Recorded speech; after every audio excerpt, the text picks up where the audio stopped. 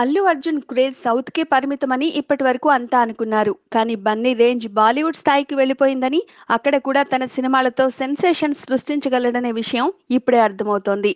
సల్మాన్ ఖాన్ కొత్త cinema records ని కూడా బన్నీ చిటికెలో తుడిచేస్తున్నాడంటే అల్లు అర్జున్ స్పీడ్ అర్థమవుతోంది. తాజాగా రిలీజ్ అయిన ట్యూబ్ లైట్ ట్రైలర్ కు 6 మిలియన్ మార్కును అందుకునేందుకు 6 డేస్ పడితే అల్లు అర్జున్ నటించిన సరైనోడు హిందీ డబ్బింగ్ వెర్షన్ కేవలం 24 అవర్స్లోనే 6.1 మిలియన్ వ్యూస్ సాధించింది. ఇప్పటి వరకు మొత్తం 15 మిలియన్స్ కు పైగా వ్యూస్ ఈ సినిమాకు వచ్చాయి. మే 28న సోనీ మ్యాక్స్లో సరైనోడు పేరుతోనే టెలికాస్ట్ కాగా అదే రోజున యూట్యూబ్లో అప్లోడ్ చేశారు. అక్కడి నుంచి బన్నీ అన్ని రికార్డులు బాదేస్తున్నాడు. 3 రోజుల్లో 15 మిలియన్ వ్యూస్ అంటే చాలా పెద్ద రికార్డ్.